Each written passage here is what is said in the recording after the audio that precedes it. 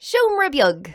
Ladies and gentlemen, welcome back to Sure Look, Sure Listen, the podcast that takes a pop at culture. Sure Look, Sure Listen. Sure look, sure listen. Sure look, sure listen. Sure look, sure listen. Sure look, sure listen. Sure look, sure listen. Sure look, sure listen. Very good, Benjamin. We're back, and we are not in the we're kind of in the tiny room. But sure look, Benjamin, we've got We're in loads tiny of rooms. We're in tiny rooms, Benjamin. We've got loads of stuff to cover today. So sure look, we better get on with it. We're going to be looking at Samaritan, the new film from Sylvester Stallone from 2004. We're also going to watch Day Shift, Jamie Foxx versus Vampires. Also, Benjamin, both of us have seen Paper Girls, and we're going to have a chat about that. And we're also going to have to talk about Paper Girls because we mostly covered it on our other podcast, Collecting Issues, the bi-weekly comic book club. And we're going to have a chat about why we're not allowed to see Nope. Sure, listen, Michael, if that wasn't enough, and it really isn't for a weekly pop culture podcast, you were going to be taking a look at the history of alien abduction, both in the world and in fiction. Look at us. Look at us. Oh. Is there a fourth wall, Michael? Is there? Is there? We've kicked it down, man. We've absolutely smashed it down, like Sly Stallone in the new film Samaritan. It was very smooth, Michael. Let's not waste any of that wonderful fluid motion there. And let's talk about Samaritan. Yeah, Michael, Benjamin. Sylvester Stallone, not learning the lessons of the past, has gone into another comic book superhero venture. Benjamin, first of all, I want you to tell me, is this from a comic book? And it is not. I think this is a Hancock-style vanity project. Yes. Let me take you back, Benjamin. Let me take you back to 2004, Ben, when the superhero films were but a glimmer in the eye of the young Kevin Feige. Kevin Feige, young Kevin Feige, Ben. And it was a much grimmer landscape for the superhero film because people didn't want superheroes up on their big screens. They didn't. Why would they? Big gaudy superheroes. Exactly, Ben. So everyone was just making realistic superhero films with A-list Hollywood stars. And it turns out nobody wants that, Michael. And nobody wanted that, Ben, because they were all shite. They were rubbish, Michael. Absolute rubbish, Ben. So, what is this? Netflix? Is this Amazon Prime? It's one of them. Prime. It's Amazon Prime, Benjamin. What they've done is they've time travelled us back to 2004, Ben, and they've made us a 2004 superhero film. But the problem is they've forgotten to bring Sylvester Stallone in their time machine, so they've accidentally used modern 76-year-old Sylvester Stallone to be in their superhero action film. You have to admire Sylvester Stallone because the answer is inevitably to whatever comes into his head. Yes, I'll do it. Yes, absolutely. I will do that. It doesn't matter that I'm 76. I'm going to be leaping about the place. Benjamin, fair play and kudos to him. He looks every inch the 60-year-old superhero, not the 76-year-old superhero. I can't believe he's 76. I would have said he was in his late 60s there, Michael. 76 years old, Benjamin, leaping over cars. Presumably no CG in this film, Ben. Just actual Sylvester Stallone leaping over cars, turning them over with one hand, protecting young children with his own body. I don't look. It's very grim, Michael, by the looks of things. The second I watched it, I'd be like, this is.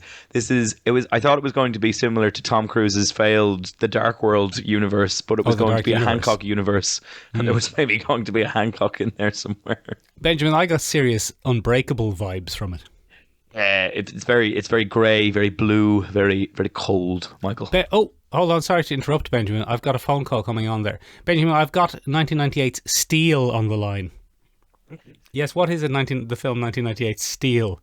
You want your movie back, including your costume and hammer. Benjamin, I don't know if you could hear me there because I might have muted my mic, but I had 1998 Steel on the line there and they want their design back. Oh, they want their design back? Yeah, because he's just Steel, Ben. He's just Steel. Just Steel. Benjamin, he's just Steel. He's just superhero Steel. Do you think maybe, right? Go on, yeah. Way back in 1990, when did Steel come out? I don't know. I think it was 98, but it was probably earlier. 1996, we'll say, just for sport. Okay, go on. Do you think Sylvester Stallone heard about a hammer-wielding, metal-clad superhero and went, I want to do that? And then everybody said, no, he's black in the comics. He's like, yeah, but I'll do it. Yeah, I'll do it. And anyway. he was like, Doesn't and then matter. they were like, no, he's black in the comics, Sly. You can't do it. And he was like, I'll do it. I don't mind. I'll do it in And then 2022. he lost out to Shaquille O'Neal, and he's held a little grudge ever since. And he was finally asked in 2022, "Come here, you any interest in being in superhero films?" "Yeah, I want to be a big guy with a hammer." Yeah, that's probably exactly what happened. Benjamin, you know what I think probably happened though is that they actually cast Sylvester Stallone and Shaquille O'Neal just showed up on the day and stood in front of him. No one could see Sylvester Stallone anymore. And they accidentally ended up filming the whole thing with Shaquille O'Neal. With Sylvester Very Stallone going, good. I'm behind here, guys. Hey, guys. This is my Sylvester Stallone sounds like he's from D4 when I do him. Hey, guys, I'm actually behind here, guys. Guys, I'm toss the rock there. I'm right here. absolutely sending this performance, guys, and you can't see me. That's my Sylvester Stallone impression there. Hope everyone enjoyed that. Oh, my goodness. I'm behind this absolute giant of a man. Benjamin. Anyway, look, it looks terrible. It looks absolutely dreadful. Though that was actually a guest appearance from our two brand new hosts for our D4 podcast, two strapping young bucks, as in two strapping young lads from Blackrock. Yeah. Benjamin, looks dreadful. I've no interest in seeing it whatsoever. No, I'm going to watch it, Michael. I'm going to sit down with my Amazon Prime membership that I pay €9.71 for a month. Well, you might as well get the wear out of it, Ben, as they say. Might as well get the wear out of them. Sure, but they're no use to anybody sitting in the closet. No use to anybody in the closet, Benjamin. Michael, Speaking of Benjamin, speaking of dreadful streaming films that no one's ever asked for, what's Jamie Foxx up to these days? Well, Michael, somebody turned around to Jamie Foxx and said, "Here, come here to me." In the 90s, he was in the running for a little Marvel film called A Blade. Oh, go on. And Jamie Foxx went to the auditions and he was like, "I'll do it. I'll be a sword wielding vampire killer. I'll do it." Yes, and they're like, he lost out to Shaq. He lost out to Shaquille O'Neal, who was in fact the seminal black vampire hunter. Blade. Yeah, very. In a weird Mandela effect, I thought it was Wesley Snipes for some reason. No, it was actually Shaquille O'Neal as Wesley Snipes. They had to bend all the stakes were like 120% bigger than usual.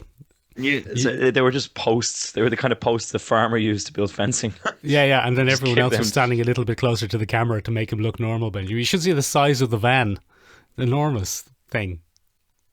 Chris Christopherson was on 2 boxes. 2 boxes and closer to the camera. So, Michael, Jamie doesn't have to do anything. Jamie This Foxx is great. Yeah, great is podcasting. going to be in Day Shift for Netflix. The ever dwindling Netflix, Michael. And he's going to be a kick-ass vampire hunter during the day. Yeah.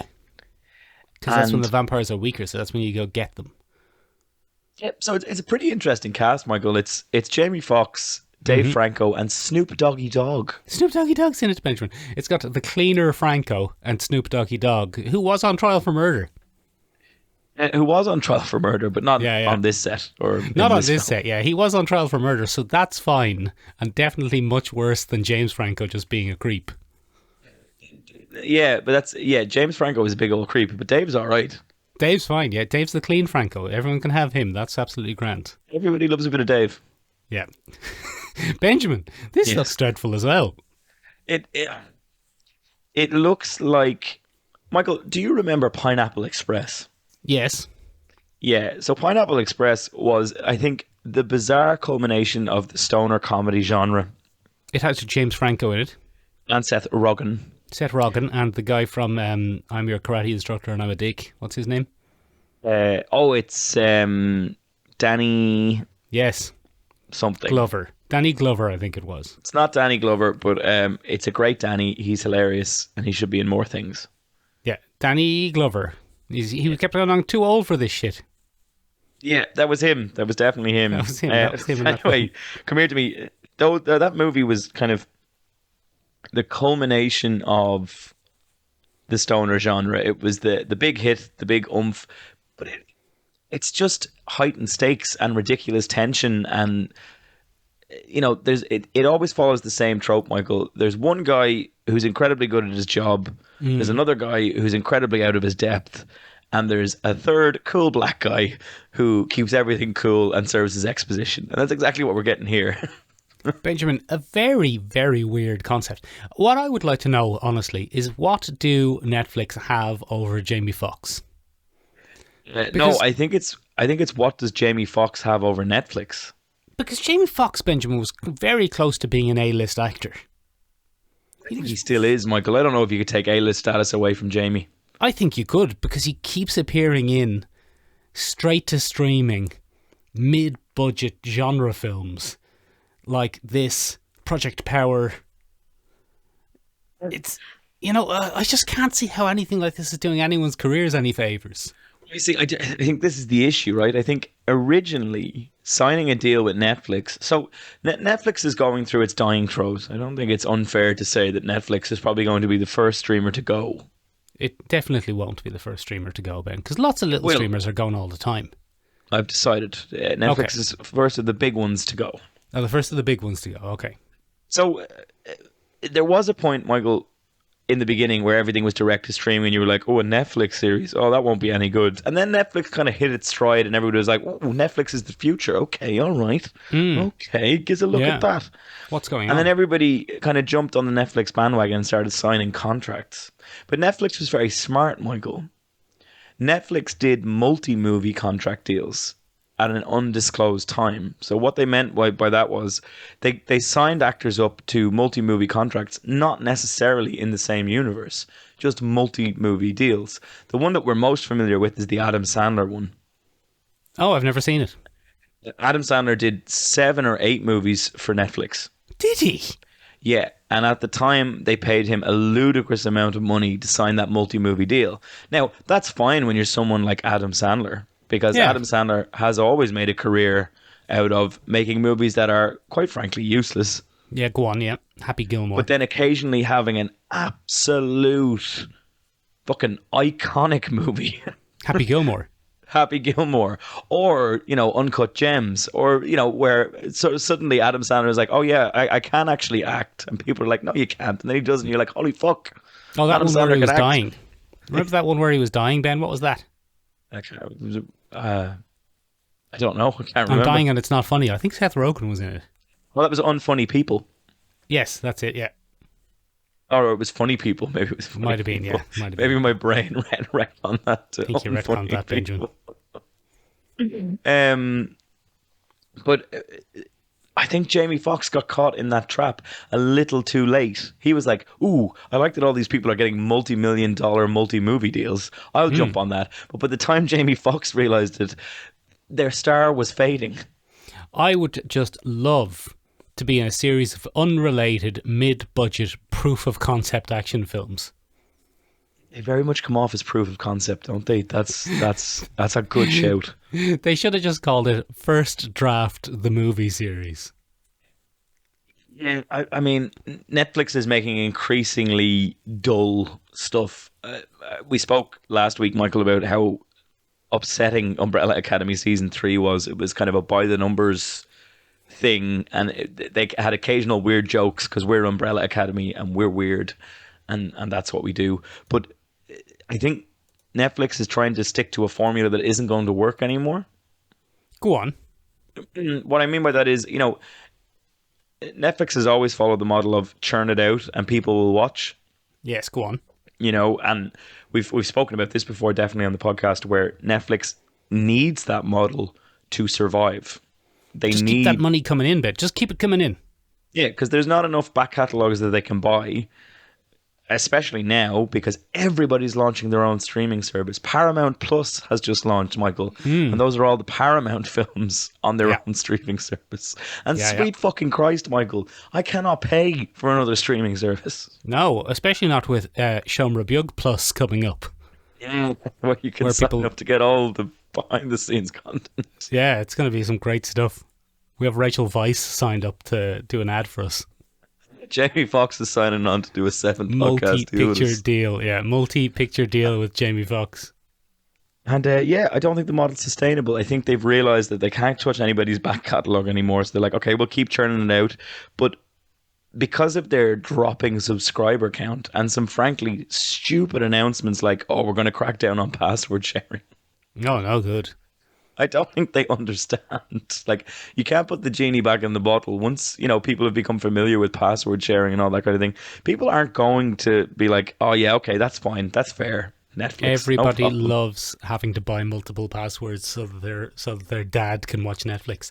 Benjamin. Exactly. Luckily, though, whereas Netflix keeps getting things wrong, Amazon Yes. Prime are a shining light of everything they produce being perfect adaptations, exactly what the fans wanted. Uh, I've done a little skit, Benjamin. I know, but I'm about to, I don't know how to tell you this, Michael. Go on. They might have missed. Oh, no. Benjamin, what even is Paper Girls? Paper Girls is a 2015 comic from Brian K. Vaughan and Cliff Chang. From Image Comics, Michael. Oh, one of the best gangs. One of the best gangs of comic book making boys and girls. And it's the story of 4 young paper girls, Michael. What's a paper girl, Ben? A paper girl is a girl on a bicycle who delivers a paper. Oh, like a paper boy. Yes, exactly, but a girl. Oh, yeah, that's fine then. That's grand. And come here to me, Michael. Obviously, anybody who's listening to this is currently putting down their pipe and looking over the top of their paper going, yes, paper boys. Yes, Backbone very of good, the yes. industry. But it isn't, Michael. So it's set in the 1980s. That's why they're still paper boys. The That's olden why. times, Ben. The olden times, Michael. And it's about 4 girls who mysteriously stumble upon a multi-timeline dimensional what's-it. Yeah, some sort of timeline war of some sort. Exactly. And they get caught right in the crosshairs, Michael. And it's about them trying to navigate their way back to 1988, where they're from. Oh, very good, Benjamin. Benjamin, we've actually read Paper Girls quite recently. We read it for our other podcast, Collecting Issues, the bi-weekly comic book club, which you'll find the link to in the description below, Ben. I'll probably forget to do that. But, Synergy, Ben. But I had never heard, I'd heard of it, but I hadn't read it before we did Collecting Issues because there was something about it that didn't speak to me.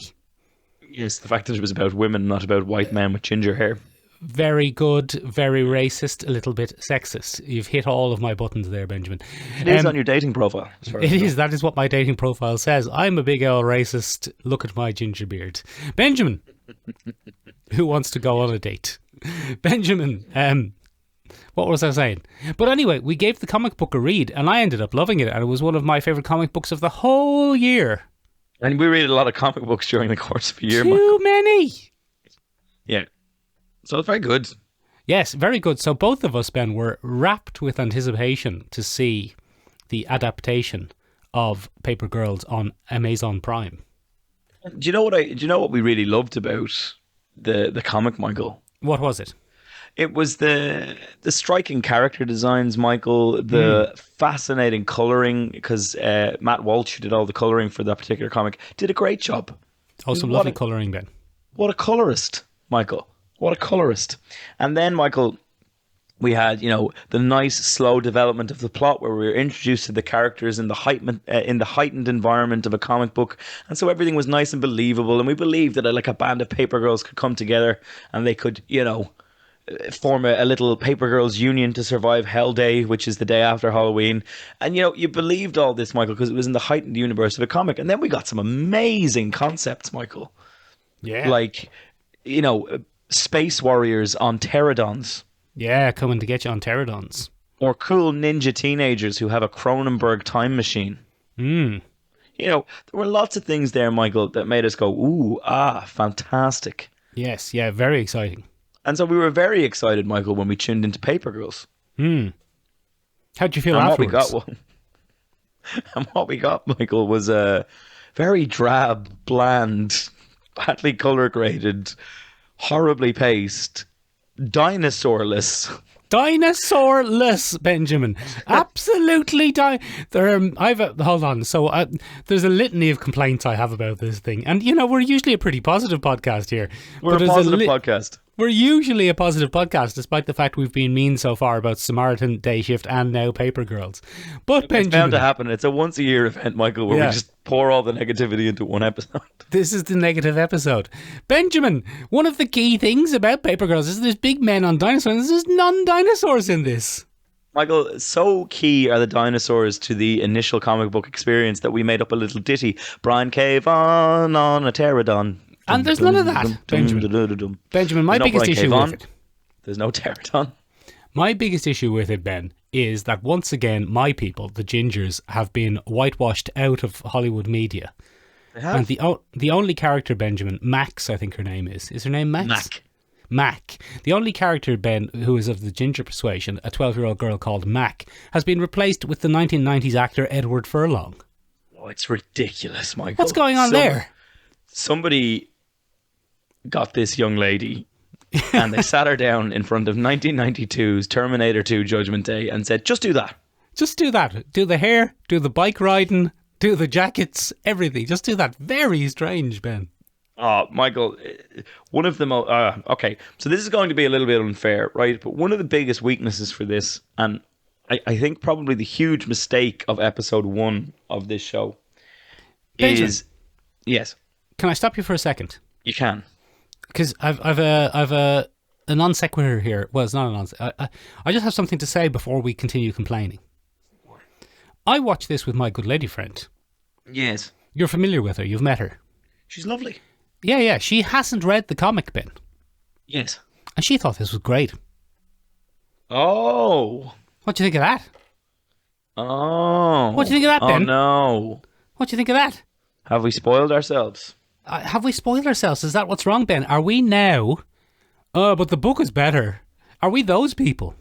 I think we are those people. That's it, ladies and gentlemen. This is the last episode of Shut Up, Shall Listen. We're just stodgy old gatekeepers now. We're done. Yeah. So what do you think of that, Ben? Did she love it, Michael? She thought it was great. Oh, okay. Well, I think the internet kind of agrees with her. Does it? So I think it might be us. Oh, no. Mostly you, I think. I thought it was great. You're a liar. No, I thought You're it a was liar, brilliant. and we have it on tape. Well, Nah. now, all right. Let's go through the. Not that this is an indicator, Michael, but let's go through the internet reviews, right? Okay, all right. Okay. So, Yes. IMDb gives it a 6.9, which isn't spectacular. That's about how I feel. Yeah, it's a 6.9 show. Yeah. The average audience rating from Google users is 4.3. Google users, Ben, look, let's talk about statistics now. You learn more from Google users. The most likely people to give Google scores are people who are going to give 5s and people who are going to give 1s. Otherwise, you're not even going to be signing in and reviewing on Google. What's the point? All right, that's fair. So, again, not really indicative of anything. Anything at all. But come here to me, Michael. Do you know what is kind of indicative? Go on. Bloody the L Paper Girls season 1 on Rotten Tomatoes. Go on. What's happening there? 87% on the tomato meter, so the critic score, and 78% on the audience score. Oh, so the critics like it more than the... Again, though, Benjamin, we've done a whole episode on this on the past, but the tomato meter can go suck an egg because it doesn't really mean anything. That means they've done... What's the tomato score for critics? 87. That means that 87% of reviews of Paper Girls are broadly positive. Yes, it's true. So, and broadly positive, I think, includes a 6 out of 10. So 87% of people could give it 6 out of 10. Or 100% of people could give it 6 out of 10 and it would get 100%. Would. It's a dumb rating system, Ben. What were you about to say when I interrupted you anyway? I think one of the places this show falls down, Michael, is they... This is going to sound stupid now that I've complained about it, but they've stuck too closely to the comic book dialogue. Right. In episode 1, and it comes off horribly. Oh, you think so? When spoken by actual people. By actual humans. Give me an example. The entire exchange between Mac at the very beginning and the other Paper Girls when they're talking about it, and Mac is doing her best Edward Furlong impression, and I was like, oh. It's Edward Furlong. What's Edward Furlong doing in this? I think this is going to. I can't say this in a nice way. The actors they've chosen to play the kids are not great. The kid when actors, they're- Ben. And when they're stacked against people like Ali Wong and Nate Cordry and things like that, who do an all right job, they're in a sci-fi film or a sci-fi series, and they know it, and they're doing a good old job. Even the prioress, the scary future cop lady, Go on. Adina. I can't remember her second name. Adina Menzel? It's not Adina Menzel. She's not letting it go. Let it go, Ben. It is Benjamin, I've only seen episode 1, so I have no idea who you're talking about here. Well, it's Adina Porter. There we go. Adina Porter. So, she's doing a great job. They're all in a sci-fi movie, and they're in it to win it. They understand the sci-fi concept. They're doing well. Ali Wong is quite pleasant in it, I thought. She's quite funny. And she's quite good at acting. Because we like Ali Wong, the comedian here. Oh, I'm yeah, sure yeah. she'll listen. She was in that thing with Keanu Reeves. She was in that thing with Keanu Reeves. Yeah. And I think they're doing fine, but the kids just can't carry it. I don't think. I don't know. I'm probably just being a dickhead. Yeah, classic Ben. Benjamin, Yes. I actually don't think it's the child actors or the dialogue that's the issue. I think go it's the pacing of the thing. Horrible pacing. Oh, incredibly mad stuff, Ben. It just feels like they've edited the first 2 or 3 episodes down into one episode. Awful. It feels like so much is not Mac, what's her name? Erin getting shot. Erin getting shot, going to the hospital, getting picked up by the teenagers, travelling through time. All happened in about 4 or 5 minutes. It was awful.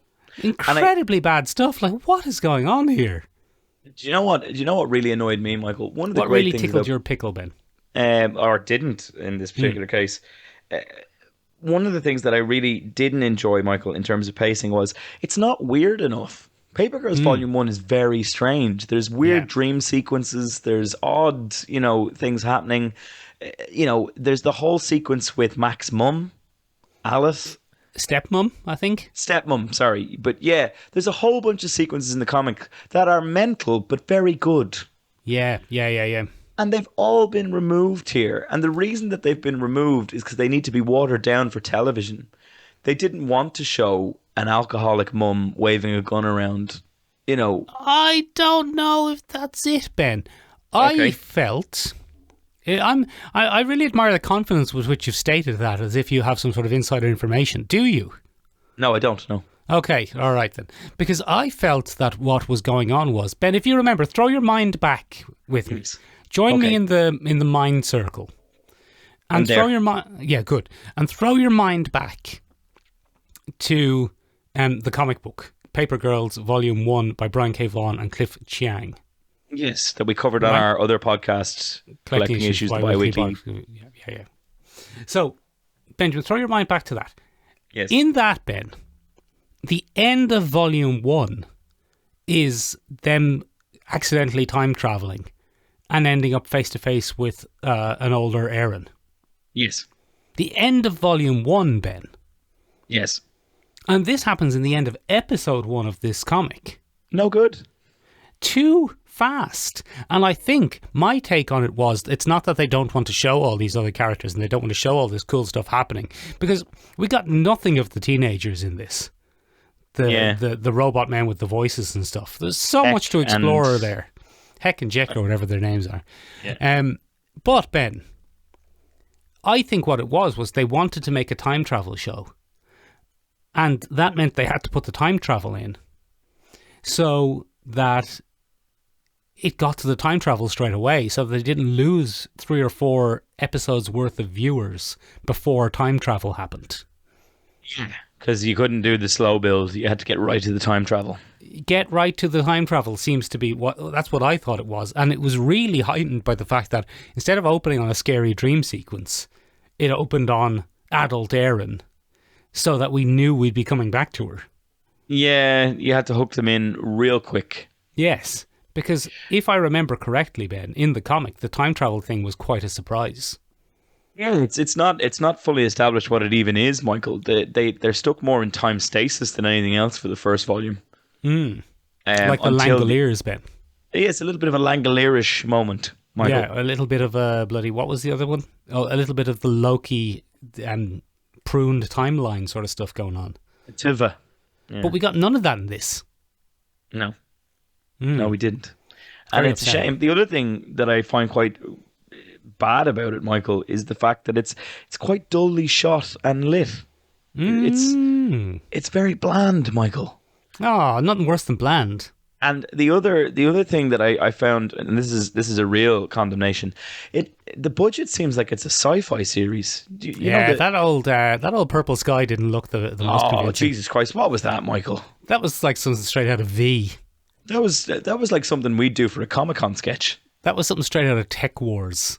It was not Take that, William Shatner, you son of a bitch. like, if you're not going to give us dinosaurs, at least give us a decent purple sky. Where was the dinosaurs, Ben? I want pterodons. Give us our hashtag bring back pterodons.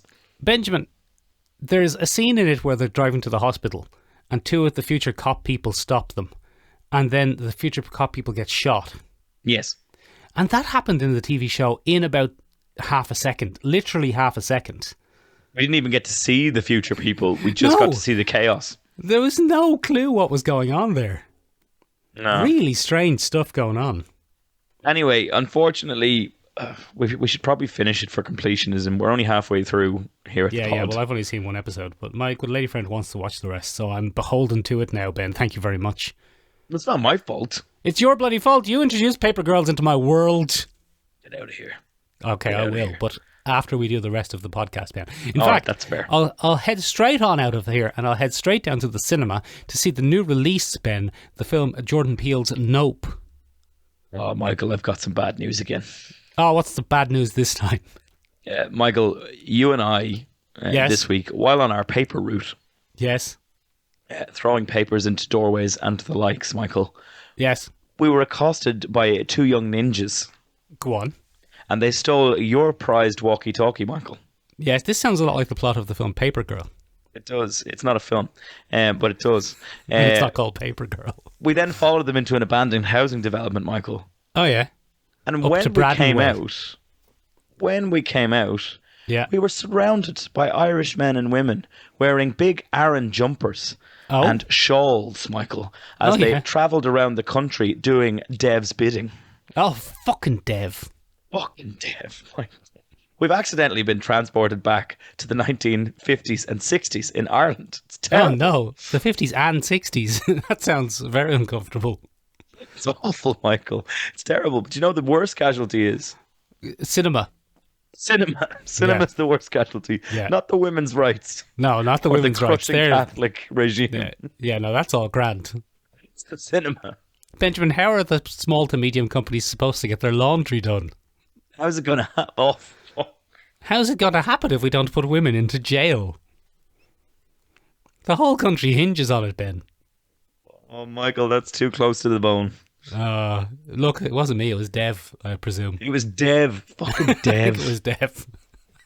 Fucking Dev. Benjamin, where's this going? Dev's fucked us at the Yeah, go on. podcast. Go on, what's he done? Because Nope isn't out here for some reason. Why is Nope not out, Ben? Why can't we see it? It's out everywhere else, Michael. Why can't we see Nope? Why can't we see Nope, Benjamin? It's very strange, especially for a film that's a mystery intrigue film. It's going to be spoiled for us, Michael. I know I'm very, very desperately trying to avoid spoilers, Ben, because it seems to be in my favourite genre of spooky stuff coming from the sky, mystery and intrigue. I think that's one of your favourite genres, Michael. That's why you wanted to watch Amazon Prime's Paper Girls. It's one of what it is. And there are bits of Paper Girls, Ben, that had that vibe I wanted. Yeah. There are little bits of it, like when they're in the house in the middle and the sky starts changing colour and they're spooked out about what's going on. That's some of my favourite stuff, Ben.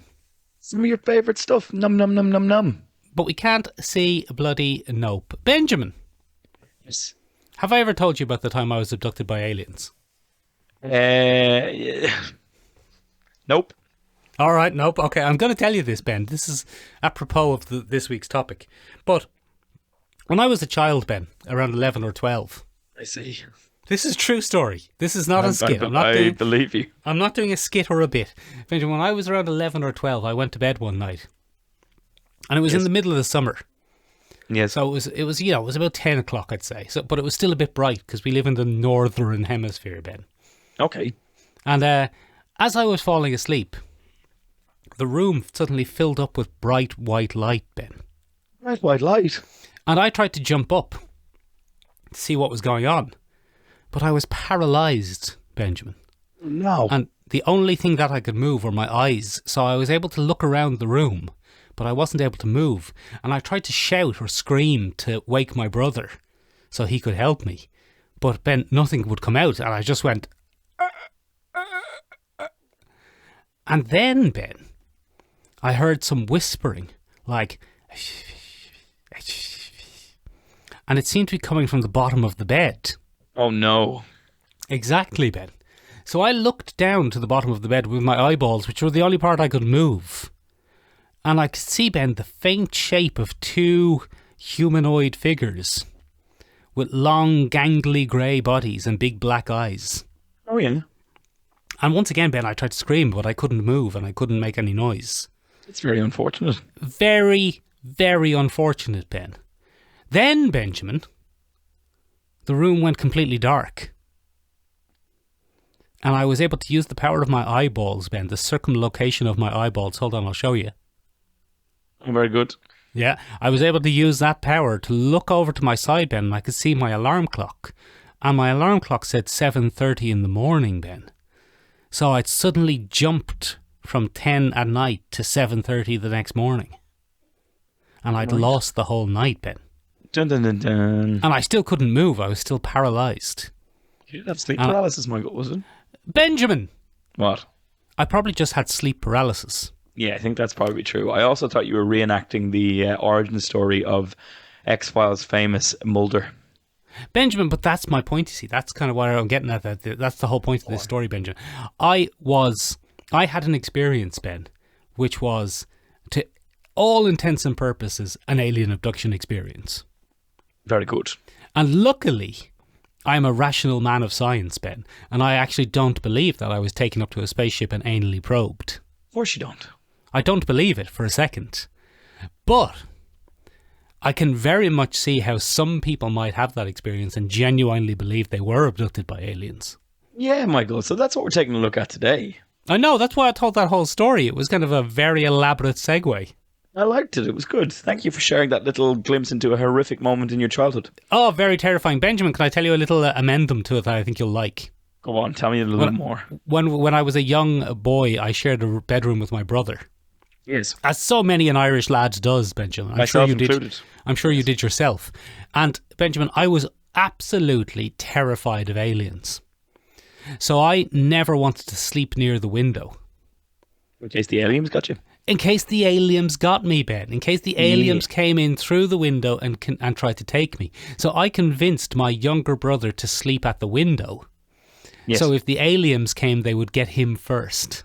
Bit harsh on your brother, but fair enough. Yes, but Benjamin, later in our later years, I actually discovered that he was terrified of monsters or men in black coming in through the front door and up the stairs. So he didn't want to sleep near the door.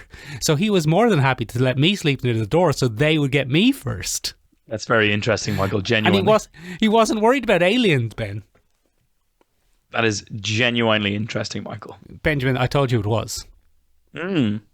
Anyway, go on. What are you saying? Well, no, that's what we're going to be taking a look at today, Michael. Alien abduction is a staple of our pop culture landscape. I'm going to give you a finger there, Ben. I'm going to give you a finger. I'm going to give you a hold it there a minute finger. Yeah, okay. I think you've said exactly the right things there, but you've got one word wrong. What? And the wrong word that you've used is. Because I would counter was. Exactly. Yes. All right, Michael, we're going to get into that now. If you'd let me finish my little preamble there. I won't. Okay, no, I won't. Good. Yeah, good. Welcome That's back the theme to of this week's podcast. Sure Look, Sure Listen, where Michael neither looks nor listens. Fucking son of a bitch. Go on, you do your preamble there. But say you've spoiled it now. I don't want to do it anymore. Do your little preamble.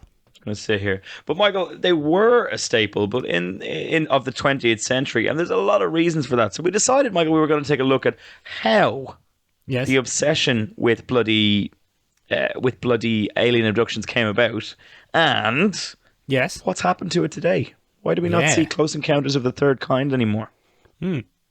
Why is that not a thing? And Michael, I think part of it is you're a rational man of science. Yeah, go on. And in a very similar style to video killing the radio star, it might have killed the interterrestrial star as well. Go on. I can't say that word. It's extraterrestrial also. Extraterrestrial, interterrestrial. I'm going to say it now. It's my new word for the podcast. No, what's happened is, Michael, we've fundamentally we've become a constant recording nation or world. The iPhone, Michael, for better or worse, means that we have constant access to high definition video, and we live in a culture where video or it didn't happen. Yeah, go on. Pixar GTFO. Exactly. So what's happened is, Michael, largely, is that, people can make these claims all they want, but unless there's a TikTok where I can see those aliens, I'm not going to believe them. And then even if there is a TikTok, Captain Disillusion will probably debunk it. In about 2 seconds flat, Michael. And funnily enough, because we're so good at making fake content now, we've become all the more aware of what fake content is. Although maybe the aliens gave us that technology so they could hide their activities. It's entirely possible, Michael. But the other very interesting thing that we've seen in the last 50 years is a host of very solid academic theories on why we don't meet aliens. Why we don't need them, or we don't meet No, why we don't meet them, Michael. Go on. Well, are you familiar, Michael, with the Fermi paradox? Ben, I am. Obviously, I am. I'm not near the mic. Hold on, I'm coming back. Why are you not near the mic? Why are you stepping away from the mic on a pop culture podcast that we do once a week? I'm doing a thing. Benjamin, obviously I am, but pretend I'm not. The Fermi paradox, Michael, is a theory that attempts to document why we haven't encountered extraterrestrial life yet. Okay, and it was put forward by Italian-American physicist Enrico Fermi. Enrico Fermi. And what it basically was an attempt to grapple with the lack of clear and obvious evidence of extraterrestrial life. Go on. So basically, the more the time passes and the less we interact with extraterrestrial life, the more obvious it is that it either isn't there or it's never going to happen. Go on. So what we mean by that is there are several possible reasons for this. Number one, we are too far out in the universe that we can't be contacted. Very good, yep. And therefore, it's unlikely that will ever happen. Like you when you go on one of your weekend benders. Yeah, very uncontactable. Very uncontactable. The other example is that aliens have already found us, don't like us, and will never interact with us again. Oh, like me when I go on one of my weekend benders. Very good. Or there are other possible theories as well to do with us being in quarantine because we're not an advanced enough civilization yet, or us being avoided because we're no good. Or the sad truth is that we are a freak anomaly that brought life into the universe, and we probably won't see it again in our lifetime, in our Earth span. Now go on, right? Yeah, so this is the Fermi paradox, and it's all very sobering, and it's all done through studies and statistics and probability, and it's all quite sad when you read it. Yes. It kind of takes away all your little hopes. Benjamin, whether or not alien life exists is almost a moot point. Yes. Because the question isn't whether or not alien life exists. The question is, were aliens from about the year 1961 to 1995 showing up and kidnapping Americans? So, no, is the answer to that, Michael. Most likely the answer, yeah. No is the likely answer to that. So it's pretty interesting when we look at alien abduction is an American phenomenon. Okay, it's broadly, yes, broadly an American phenomenon. Yes, we've dallied with the British alien abduction, but it's not been the same. And the reason for that is quite simple, Michael. But Ben, the British abducted plenty of people. Yeah, but we don't talk about that. Oh yeah. Dev might, if you got him started. Dev, always going on about it. 1937, give us back our country, said Dev. Anyway, go on. So anyway, Michael, yes. Alien stories predate any kind of abduction way before it became a popular American phenomenon. We had things like War of the Worlds and things like that, And so alien stories were nothing new. It was a Victorian trope for quite a while. We had Day of the Triffids and things like that. War of the Worlds. War of the Worlds. And those things were kind of classics, Michael, of alien invasions. And alien invasions have always been part of our pop culture landscape. Aliens coming from the stars and wreaking a bit of havoc, Michael, is a pretty standard practice for the old fiction. Yeah, Independence Day. Independence Day. But even before we got into the 20th century, Michael, that was the 19th century's preoccupation with, Aliens. Aliens. That was what it was. And then, Michael, that all kind of changes in 1947. Go on, what happens in 1947? So what happens is in 1947, a guy called Kenneth Arnold Yeah.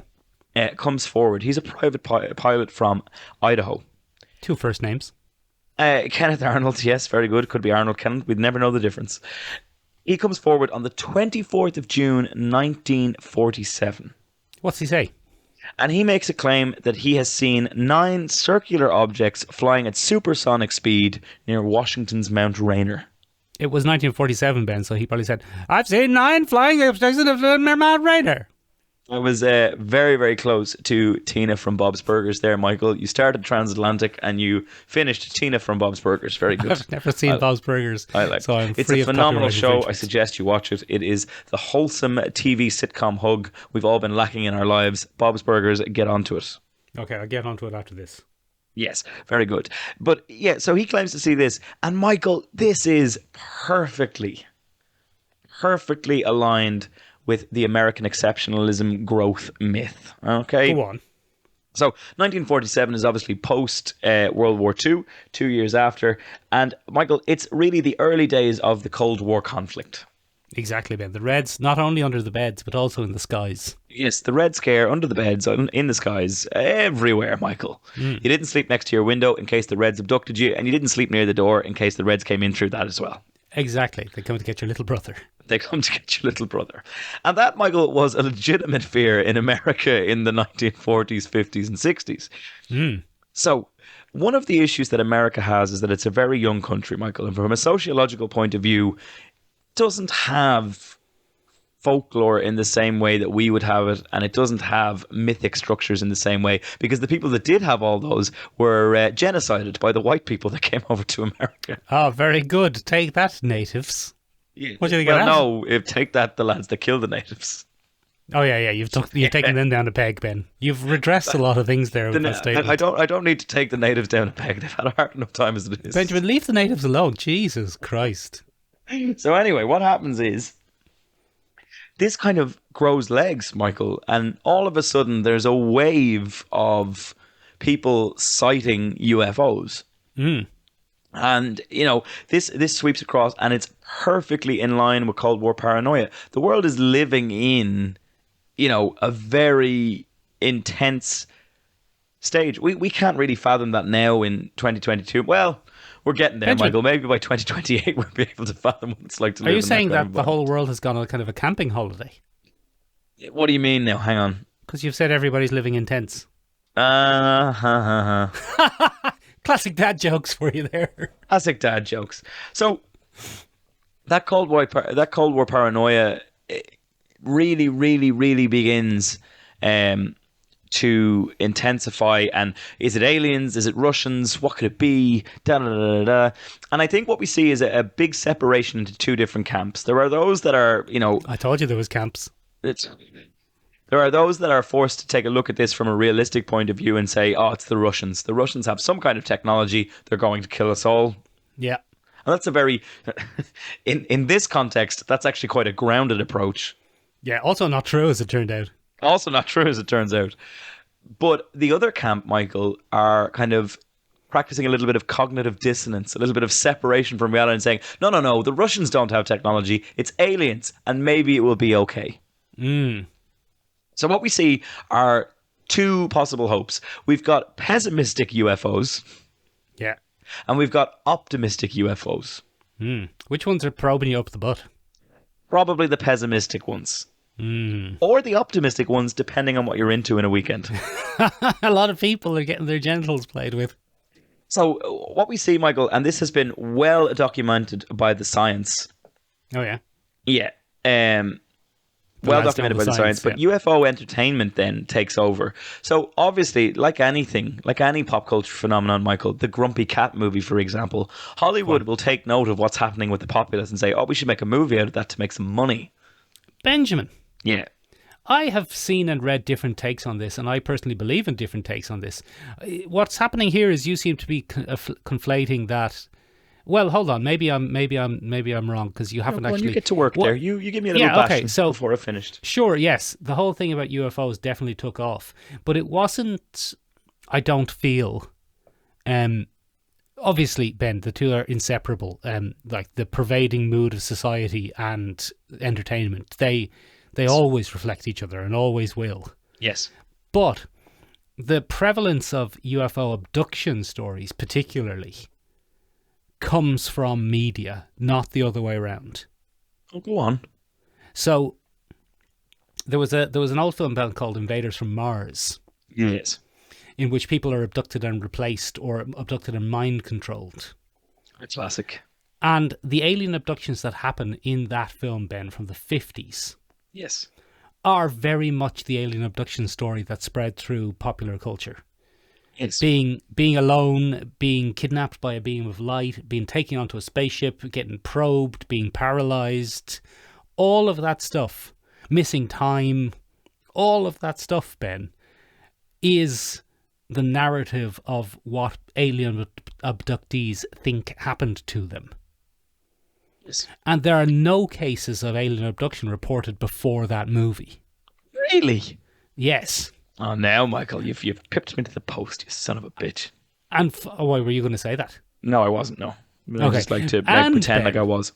As a funny little coincidence, it was the 1980s remake of Invaders from Mars, which was a film which I saw as a kid and developed my kind of youthful obsession with aliens. Yes. And then I had that very same experience.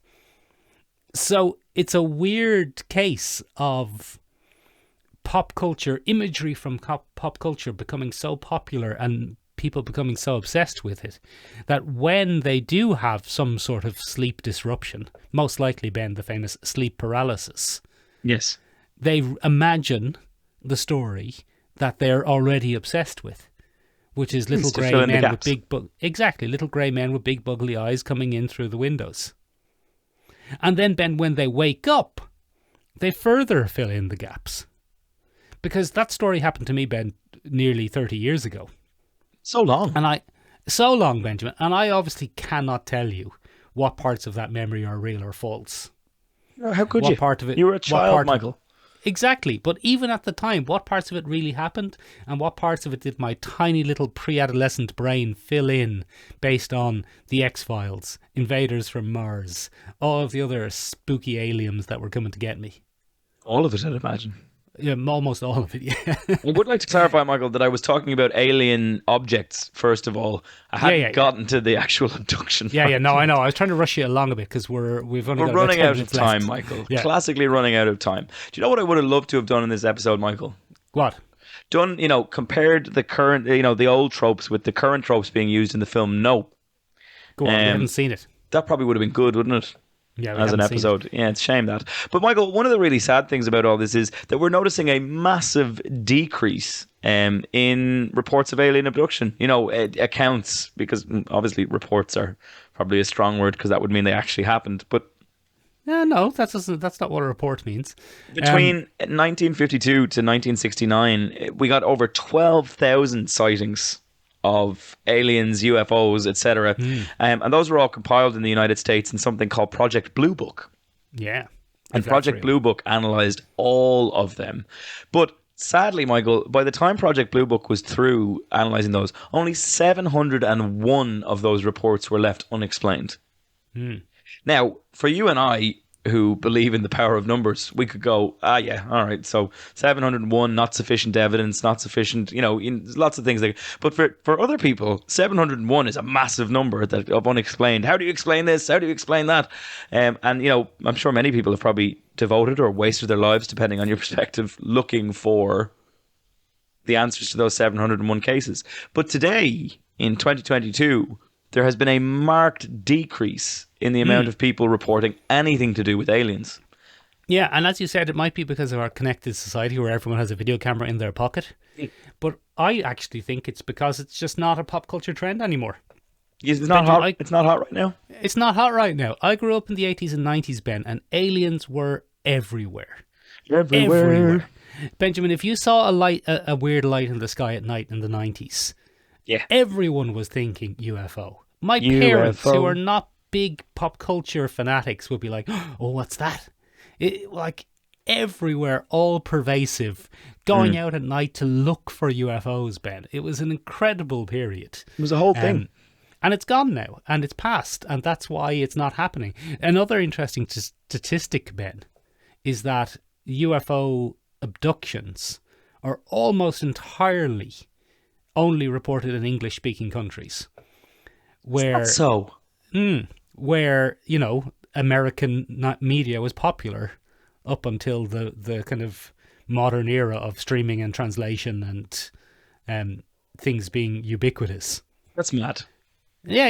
It didn't happen, Ben. It was real life reflecting pop culture, and then pop culture reflecting back that real life, which is to me fascinating, Ben, because it leads to the 1993 film Fire in the Sky. Have you ever seen it?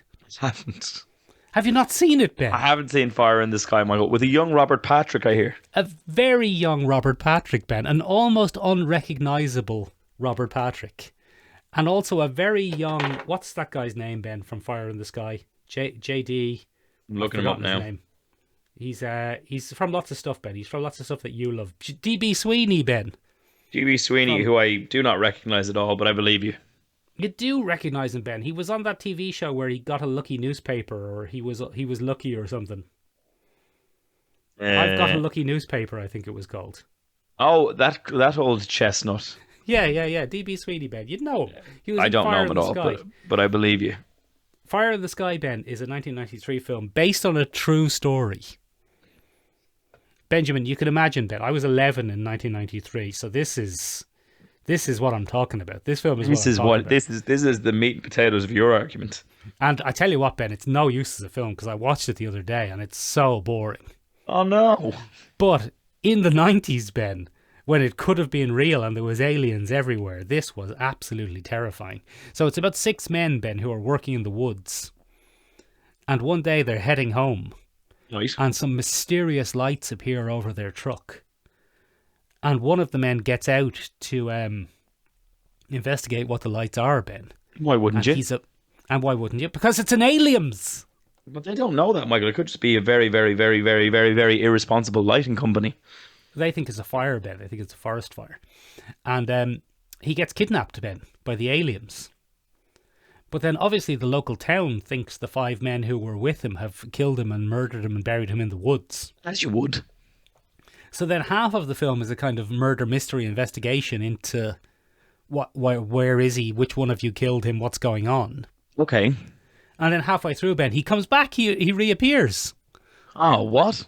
And then they kind of drop that whole thread then, obviously, and that doesn't get a satisfying conclusion. So you're thinking, I wish they hadn't wasted so much time on that. But then it becomes, what happened to him? Where was he? Did he get kidnapped by aliens, Ben?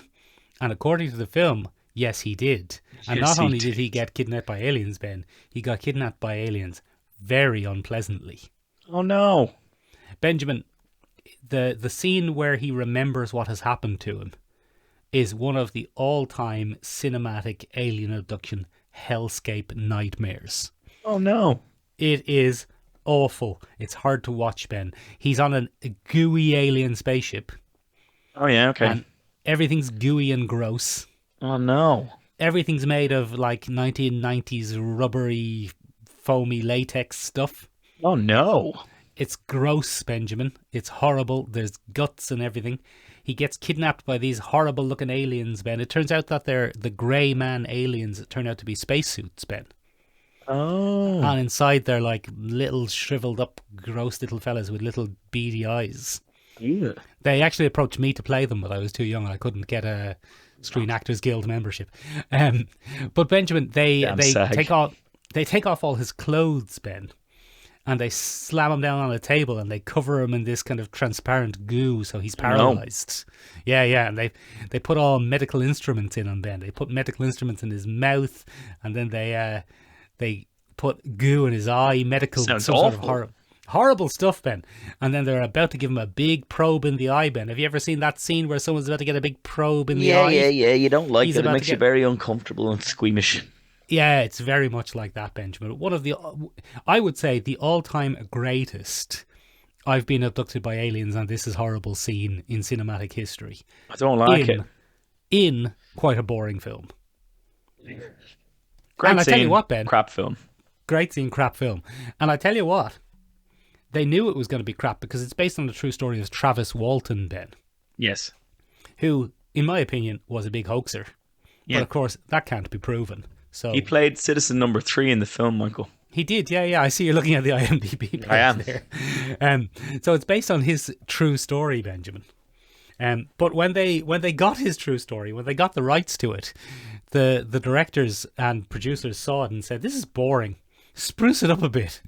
So most of the interesting stuff that happens in the film isn't part of his story. His story is a very standard alien abduction story. I was sitting in my car late one and night aliens took me, and I don't remember what happened. And I came back after 5 days. And I when was all of a covered in sudden goo. I saw a fiery light. Exactly, Ben. Benjamin, we've got Yes. about enough time to talk about one more alien abduction film. Do you want to hear about it? Go on, I'll tell talk me it about for one two- more alien abduction film, you chap. I've seen one more alien abduction film this week, Benjamin. Have you ever seen 2013's Dark Skies? You know I haven't, Michael. It has one Kerry Russell in it, Ben. Oh, I know Kerry Russell. You might know her from Not her personally. head exploding in one of the Mission Impossibles. Yes. Do you remember that, Ben? There was a bomb in her. It was terrible. Oh, it was very gross. I tell you what, Ben. So she has 2 kids. Oh, Kerry. And it's 2013 and she has 2 kids, Ben, and there's mysterious shit going on. Weird shit. But 2013, Ben, and this is probably the most interesting thing about Dark Skies. Dark Skies is a much scarier film than Fire in the Sky. Okay. Because Dark Skies is a horror. Okay. But Dark Skies is not your classic alien abduction horror, although it is exactly about alien abduction. Dark Skies is from the 2013 era, or the 2010s era of malevolent forces are very gradually abducting my child. Oh, slow and slow and slow. Have you ever seen, Ben, Insidious? Yeah. Where there's a demon and he's knocking about the house and he's very gradually kidnapping a child. Very uncomfortable. Yeah. There's scenes in Insidious, Ben, where like the mother walks into the bedroom and the demon is standing over the child. It's no and then good. she turns on the light and it's gone. It's no good. It's no good, Benjamin. Imagine that with aliens. Yes. That is the film. Dark Skies, 2013's Dark Skies. It's quite scary. It's quite scary and it's quite spooky. And it's not apparent that it's about aliens until the last maybe 20 minutes or so. Oh my goodness. And then it becomes clearly about aliens. But the interesting thing about it, Ben, is it's not the alien abduction narrative. What is it then?